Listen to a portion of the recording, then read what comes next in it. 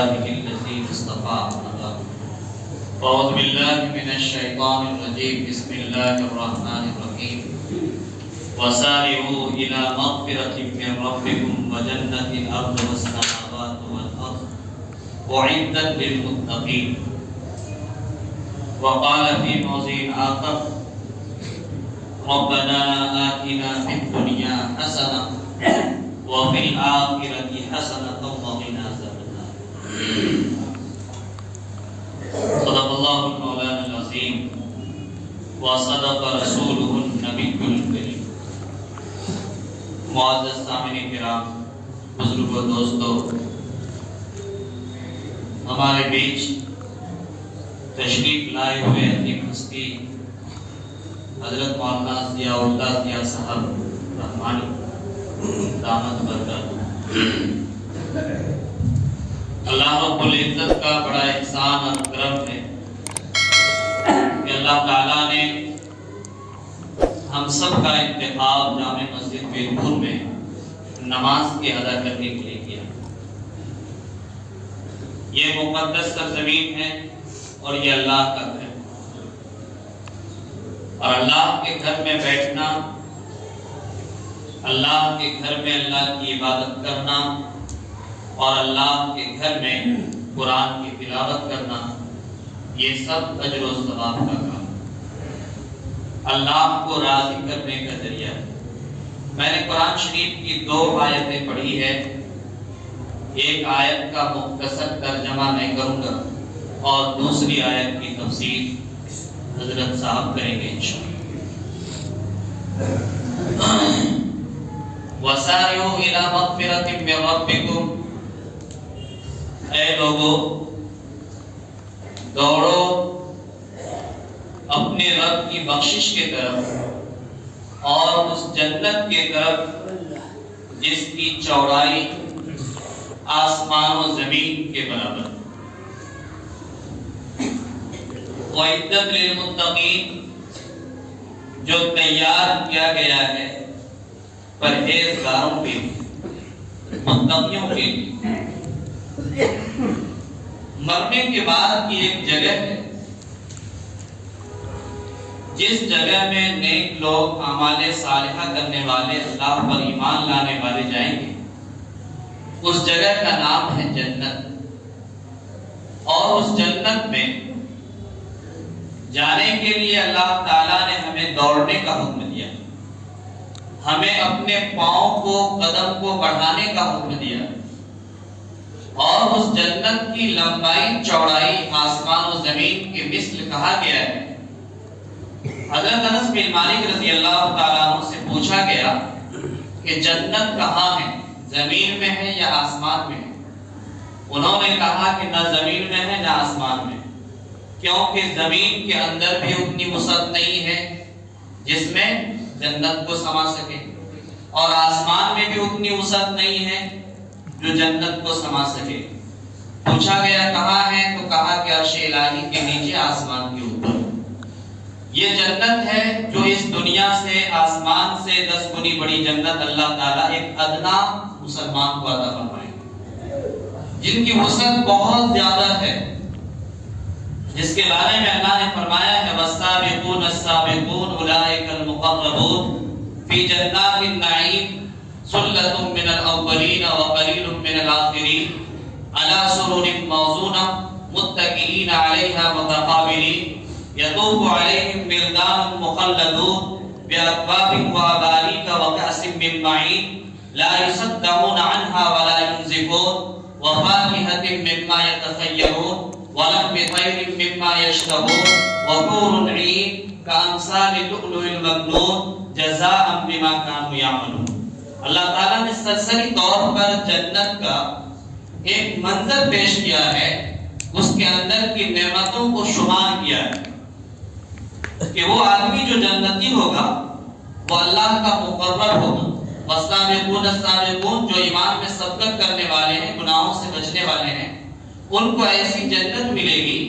کہ جس کے اندر یہ نعمتیں ہوں گے۔ اولئک المقربون، اللہ کا قریب ہوگا وہ، فی جنات النعیم، جنتوں کے اندر، نعمتوں کے اندر ہوں گے، اور علی سرور موضونہ، متکئین علیہا متقابلین، وہ سونے کی بنی ہوئے چارپائی کے اوپر آمنے سامنے دوسرے کی ٹیک لگائے ہوئے، ان کے سامنے چھوٹے چھوٹے معصوم بچہ ویطوف علیہم ولدان مخلدون، شراب سے لبالب بھرا ہوا پیالہ جو شیشہ کا ہوگا، چھلک رہا ہوگا اس کے اندر شراب، وہ شراب کا پیالہ وہ معصوم بچہ لے کر کے آئیں گے، بِأَكْوَابٍ وَأَبَارِيقَ وَكَأْسٍ مِّن مَّعِينٍ لَا يُصَدَّعُونَ عَنْهَا وَلَا يُنزِفُونَ، اس شراب کے پینے کی وجہ سے دماغ بھی ان کا خراب نہیں ہوگا، دل میں بھی کسی طرح کی کوئی برائی نہیں آئے گی، ہر اعتبار سے پاک صاف ہوگا، ان کی جوانی لوٹ جائے گی، اور اس کے پینے کی وجہ سے ایسی لذت حاصل ہوگی کہ جس کو پینے کا ہمیشہ دل چاہے گا۔ اس کے اندر بے شمار میوہ ہوں گے، اور جیسے پرندے کا گوشت کھانا پسند کریں گے اس پرندہ کا گوشت اس کے اندر موجود ہوگا، بڑی بڑی آنکھوں والی حوریں ہوگی جو دیکھنے میں چمکتا ہوا لولو موتی کی طرح ہوگا، اور اس کے اندر کیلا لگے ہوئے ہوں گے، بڑے بڑے مٹی کے برابر پیر ہوگا، اور منتہائے نظر تک ان کا سایہ بکھرا ہوا ہوگا، یعنی اس میں بندہ جو چاہے گا سب ملے گا، جزاء بما کانوا یعملون، لیکن یاد رکھو یہ بدلہ ہوگا اس کا جو دنیا میں نیک اعمال کرتے ہیں، نیک اعمال کرنے والوں کو یہ دیا جائے گا۔ ایسا نہیں ہے کہ منمانی زندگی گزارے اور وہاں جا کر کہیں کہ جنت ہمارے لیے تیار کیا گیا ہے۔ اللہ نے کہا اعدت للمتقین، ہم نے جنت تیار کیا ہے متقیوں کے لیے، پرہیزگاروں کے لیے، فرائض کی پابندی کرنے والوں کے لیے، اعمال صالحہ کی طرف اپنے آپ کو جھکنے والوں کے لیے، اور خیر کے کام میں سبقت لے جانے والوں کے لیے،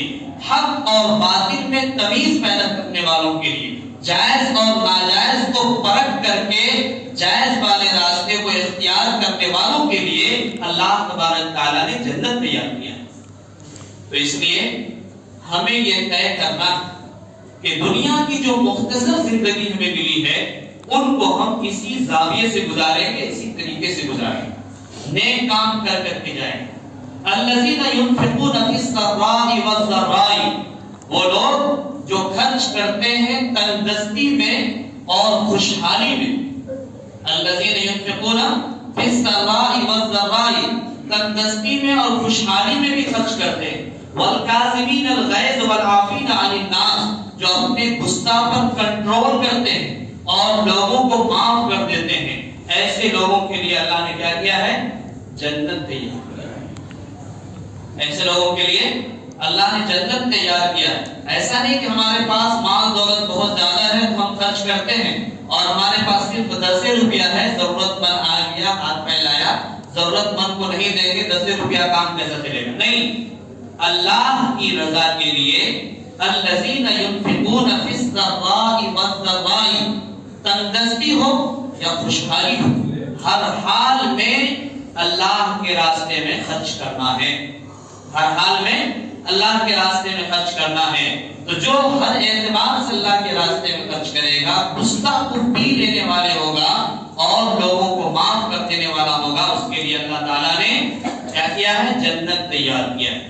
اللہ تعالیٰ سے دعا کیجئے اللہ تعالیٰ ہم سب کو جنت کے مستحق بنائے، اللہ تعالیٰ جنت کے راستے پر ہم سب کو کامل فرمائے۔ 15 منٹ ٹائم ہے، حضرت مولانا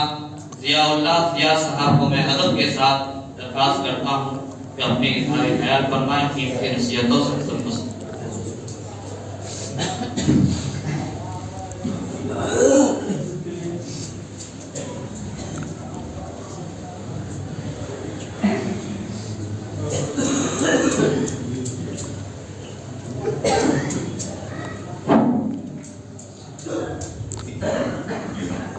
اللہ وبہ نستعین، اعوذ باللہ من الشیطان الرجیم، بسم اللہ الرحمن الرحیم، واعتصموا بحبل اللہ جميعا ولا تفرقوا،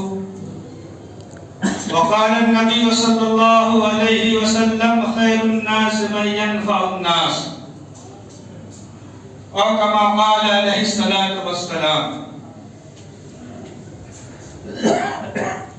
ستم کیا یہ اہل سیاست نہیں ہے، ہمیں رونے تک کی اجازت نہیں ہے، ہم اپنا مقدر بنا لیں گے ایک دن، تمہارے کرم کی ضرورت نہیں ہے۔ ہر سمت مچلتی کرنوں نے ابشر نے شب غم توڑ دیا، اب جاگ اٹھے ہیں دیوانے دنیا کو جگا کر دم لیں گے۔ یہ بات آیا ہے دنیا پر، ہم پھول بھی ہیں تلوار بھی ہیں، یا بس میں جہاں مہکائیں گے یا خون میں نہا کر دم لیں گے۔ سوچا ہے کفیل اب کچھ بھی ہو، ہر حال میں اپنا حق لیں گے، عزت سے جیے تو جی لیں گے یا جان شہادت پی لیں گے۔ معزز و مکرم حضرات علماء کرام، مختلف ذہن و فکر کے سیاسی حضرات، دانشوران قوم و ملت، 15 منٹ کا یہ وقت میں یہ سمجھتا ہوں کہ آپ کے لیے، میرے لیے اور اس مسجد کے لیے ایک تاریخ بن جائے، ایسی کوشش کرنی چاہیے۔ بیرپور کی سرزمین نے بڑے بڑے تاریخ رقم کیے ہیں، اور اس مسجد سے جو آواز لگائی گئی ہے نہ صرف یہ کہ صوبہ بہار بلکہ پورے ہندوستان میں پہنچتی ہے۔ میں نے قرآن کریم کے ایک آیت کا ٹکڑا اور نبی کریم صلی اللہ علیہ وسلم کی احادیث کے ذخائر میں سے ایک حدیث پڑھا ہے، اور حضرت امام صاحب نے جو آیت کریمہ پڑھا، اس کے سلسلے میں انشاءاللہ آپ سے اسی زیر اور ضمن میں گفتگو ہوگی۔ قرآن یہ کہہ رہا ہے وَاعْتَصِمُوا بِحَبْلِ اللَّهِ جَمِيعًا، آپ نے اس کو سنا ہے، سمجھا ہے۔ اللہ کے رسی کو مضبوطی سے تھامو، اور اللہ کی رسی نماز ہے، روزہ ہے، حج ہے، زکوٰۃ ہے، تقویٰ ہے، طہارت ہے، شعائر اسلام ہے۔ اس کی تفصیل بہت لمبی ہے، لیکن آپ کو اس مختصر سے وقت میں یہ بتا دیں، حضرت امام صاحب نے جو ابھی آپ کو تقویٰ، طہارت اور جنت کی بشارت کے سلسلے میں گفتگو کی، وہ اس آیت کے زیر اور ضمن میں بھی آتا ہے۔ آگے فرمایا وَلَا تَفَرَّقُوا، اور تم آپس میں گروہ بندی نہ کرو، تفرقہ بازی نہ کرو، آپس کے اتحاد کو منتشر نہ کرو۔ ایک طرف قرآن کہتا ہے آپس کے اتحاد کو منتشر نہ کرو، دوسری جگہ قرآن یہ کہتا ہے انما المؤمنون اخوة فاصلحوا بین اخویکم۔ اے مسلمانوں، جتنے بھی کلمہ شریک ہے وہ سب تم آپس میں بھائی بھائی ہو، جتنے مومنین ہیں وہ سب بھائی بھائی ہیں۔ اگر آپس میں اختلاف ہو جائے، آپس میں ناچاکی ہو جائے، ایک دوسرے کا ذہن ایک دوسرے سے میل ملاپ نہ کر رہا ہو، فتنہ اور فساد ہو جائے، تو قرآن یہ کہہ رہا فاصلحوا بین اخویکم، تم سب بھائی بیٹھ کر آپس میں صلح کر لیا۔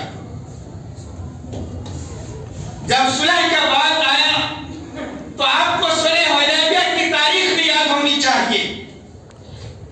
تاجدار مدینہ محمد عربی صلی اللہ علیہ وسلم اپنے مشن میں لگے ہوئے ہیں، کفار مکہ جمع ہے اور صلح حدیبیہ کی گفتگو ہو رہی ہے،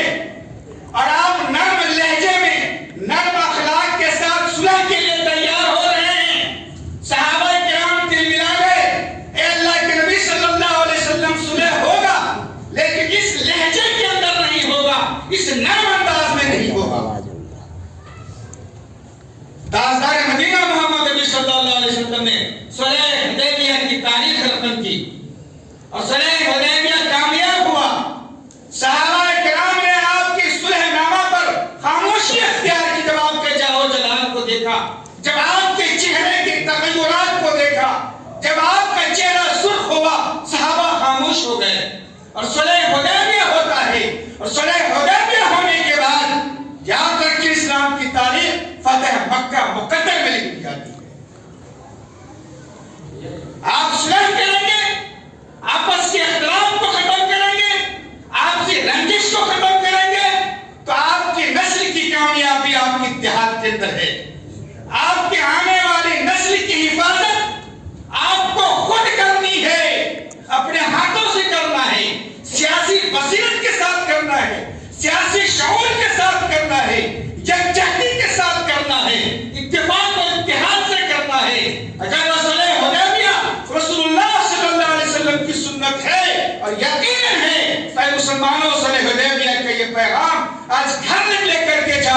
ہم آپس کے اختلاف کو ختم کریں گے, آپس کی رنجش کو ختم کریں گے, اور اس صلح کے ساتھ جو نبی نے پیغام دیا تھا, اگر آج آپ پیرپور کی سرزمین صلح کے لیے پیش قدمی کرتی ہے, یاد رکھو فتح مکہ آپ کے مقدر میں ہوگی, کامیابی آپ کے قدموں کے اندر ہوگی. اختلاف ہو گیا, آؤ تو مناؤ تو, بھولے ہیں اٹھا دو, ہم کو تم سے محبت ہے, کچھ لفظ سناؤ تو. لڑائیاں ہوتی ہیں, جھگڑے ہوتے ہیں, اختلافات ہوتے ہیں, جزوی اختلاف,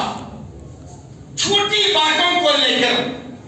آنے والے نسل کی مقدر کو اندھیرے میں نہ ڈالیں. یہ نسل تیار ہو رہی ہے, اگر ہم نے کہیں بھی لغزش کی ہم تو چلے جائیں گے, لیکن یہ نسل آپ کے قبر پر جا کے کہے گی, اے میرے ابا حضور, اے میرے دادا حضور, آپ نے ایک لمحے کے لیے غلطی کی تھی, اور آج آپ کی نسلیں اس کی سزا بھگت رہی ہیں. میں جو کہہ رہا ہوں میری باتوں کو آپ سمجھ رہے ہیں, میں سمجھ سکتا ہوں. قرآن کی دو صورتیں, قرآن کی دو صورتیں ہو جاتے قرآن کی دو صورتیں, جس کو قرآن میں, قرآن کی زبان میں یا تفسیر قرآن کی زبان میں معوذتین کہا جاتا ہے. قل اعوذ برب الناس اور قل اعوذ برب الفلق. آپ کو سن کر تعجب ہوگا, یہ دونوں صورتیں قرآن کی صورتیں ہیں, تاجدار محمد عربی صلی اللہ علیہ وسلم پر نازل ہیں, لیکن موقع شان نزول یہ ہے کہ آپ کو دفاع سحر کے لیے قرآن کی دو صورتوں کو نازل کیا گیا. حضرت عبداللہ بن مسعود رضی اللہ تعالیٰ عنہ رسول اللہ صلی اللہ علیہ وسلم کے زمانے میں فقاہت کے درجہ رکھتے تھے, فقیہ وقت تھے وہ. تاجدار مدینہ کے زمانے میں بھی افتاء کا کام, فتوے کا کام کرتے, رسول اللہ کے وصال کے بعد بھی فتویٰ دیا کرتے. علم کا بڑا دبدبا, تقویٰ طہارت یہ کہ رسول اللہ صلی اللہ علیہ وسلم کے ہمنشین ہیں, بیٹھنے والے ہیں, صحابہ ہیں. لیکن قرآن کی دو صورتوں کو نماز میں وہ تلاوت نہیں کرتے تھے, نماز میں نہیں پڑھا کرتے تھے. ساتھیوں نے پوچھا, عبداللہ بن مسعود, تم قرآن کی دو صورتوں کو نماز میں کیوں نہیں پڑھتے؟ کہا یہ قرآن کی آیتیں ہیں, صورتیں ہیں, رسول اللہ صلی اللہ علیہ وسلم پر دفاع سحر کے لیے نازل کیا گیا. میں نہیں پڑھتا ہوں, اتفاق ایسا نہیں ہوا, اور اتفاق ایک دن ایسا ہوا, حضرت عبداللہ بن مسعود اپنے صحابی کے ساتھ, اپنے دوستوں کے ساتھ, صحابی رسول کے ساتھ گزر رہے ہیں. مسجد تھی, اذان ہوئی, اذان کے بعد گئے مغرب کی نماز پڑھنے. مغرب کی نماز کے وقت میں حضرت عبداللہ بن مسعود نے امامت کی, اور قل اعوذ برب الفلق اور قل اعوذ برب الناس کی تلاوت کی. ساتھیوں نے کہا, آپ تو نماز میں ان دو صورتوں کو نہیں پڑھا کرتے تھے, کیوں تلاوت کیا, کیوں نماز میں پڑھا؟ اب عبداللہ بن مسعود کی جو جواب ہے اس کو آپ دل تھام کر بیٹھے ہیں. مسلمانوں, بڑے بڑے صحابہ کرام نے آپ کے سامنے مثالیں چھوڑی ہیں. حضرت عبداللہ بن مسعود نے کہا, اگر میں ان دو صورتوں کو قرآن نماز میں تلاوت نہیں کرتا تو تیرے عقیدے میں فرق پیدا ہوتا اور ملت کے اندر انتشار پیدا ہو جاتا, تیرا عقیدہ بھی قائم رہے اور ملت بھی منتشر نہ ہو, اس لیے قرآن کی ان دو صورتوں کو تلاوت کیا جائے. ہم اختلاف میں لڑے ہیں, ہم نے اپنے لیے نہیں سوچا, نہ ہی آنے والی نسل کے لیے سوچا. آپ کو تاریخ یاد ہے, آپ نے کتابوں میں پڑھا ہے, حضرت امام صاحب نے خطاب میں آپ سے گفتگو کی ہوگی. رسول اللہ صلی اللہ علیہ وسلم کے چچا, حقیقی چچا حضرت حمزہ رضی اللہ تعالیٰ عنہ, ان کے جگر کو چاک کیا جاتا ہے, اور نہ جانے کی حالات سے ان کو گزارا جاتا ہے, اور پھر اس کو چبایا جاتا ہے, گلے کا ہار بنایا جاتا ہے. وہی ہندہ اسلام میں داخل ہو رہی ہے, معاف کر دیا جاتا ہے. وہی وحشی جس نے رسول اللہ صلی اللہ علیہ وسلم کے چچا اس سے بڑی لڑائی اور جنگ اور جدال اور قتال کیا ہو سکتا ہے؟ حقیقی چچا کو شہید کر دیا گیا، جسم کے ٹکڑے ٹکڑے کر دیے گئے، نیزوں پہ اچھالا گیا، لیکن جب کلمہ پڑھ لیتا ہے حبشی اور جب کلمہ پڑھ لیتی ہے ہندا، آپ نے فرمایا اس کے گھر کے اندر بھی عمل ہے اور اس کے گھر کے اندر بھی عمل ہے۔ کہا ہے حبشی تو ایمان میں داخل ہو گیا، تیرے ایمان کی قدر ہے، لیکن میرے سامنے نہ بیٹھا کر مجھے میرے چاچا کی یاد آ جاتی ہے۔ رسول اللہ نے اپنے قاتل چچا کے اپنے چچا کے قاتل کو معاف کر دیا۔ یہ آپ کو درگزر، یہ رسول اللہ صلی اللہ علیہ وسلم کا اخلاق، اور اخلاق کے سلسلے میں کیا کہنے آپ کے۔ آج ہم اور آپ چھوٹی چھوٹی باتوں میں الجھے ہوئے ہیں۔ یاد رکھیں میرے بزرگوں، اگر ہم نے اپنے چھوٹے مفاد کو نہیں چھوڑا تو آپ کا اس ملت کا، اس ویرپور کا بڑا نقصان ہو جائے۔ اگر آپ چاہتے ہیں کہ آپ کا، آپ کی نسل کا نقصان نہ ہو، آنے والی نسل آپ کے قبر پہ جا کر درود و فاتحہ پڑھے، آپ کے لیے قرآن پڑھنے کے اہتمام اور انتظام کرے، آپ کے لیے ایثار ثواب کے اہتمام کرے، تو آپ کو چاہیے کہ سیاسی بیداری اور سیاسی مغز کا استعمال کیجیے، اپنے آپ کو بیدار کیجیے، اپنے لیے نہ صحیح آنے والی نسل کے لیے ایسی پیش قدمی کیجیے، ایسا مضبوط اور مربوط اور مستحکم قدم اٹھائیے کہ باطل قوتوں، باطل ایوانوں میں زلزلہ آ جائے اور آپ پوری قوت کے ساتھ کھڑے ہو کر یہ کہہ سکے کہ ہم ویرپور والے ہیں، سیاست کی دشا اور دشا دونوں بدلنے کی پوزیشن میں کریں گے انشاءاللہ۔ اللہ آپ کی آواز کو قبول فرمائے۔ باتیں بہت ساری ہو سکتی ہیں لیکن وقت ہو گیا۔ آخری اعلان، میرا آنا قدم پورہ سے ہوا ہے۔ قدم پورہ میں لڑکیوں کا مدرسہ چلاتا ہوں، غریب مدرسہ ہے، کوئی آمدنی کا سلسلہ نہیں ہے، کسب پرسی بے بسی کے عالم میں، اور حقیقت یہ کہ منبر رسول پر ہوں۔ آج قرض لے کر ناشتہ، دوپہر اور رات کے کھانے کا انتظام کیا ہے، اس لیے آپ سے گزارش ہے، حضرت امام صاحب میں انشاءاللہ اعلان فرمائیں گے، آپ لوگ بھرپور تعاون دیجیے۔ بیٹی کا مدرسہ ہے اور ایسی بیٹی ہے جس کا ابا کہیں چلا گیا، امی کہیں چلی گئی، موبائل کی نظر ہو گئی۔ آپ سمجھ گئے ہوں گے میری بات۔ اللہ سے دعا کہ اللہ عمل کی توفیق عطا فرمائے۔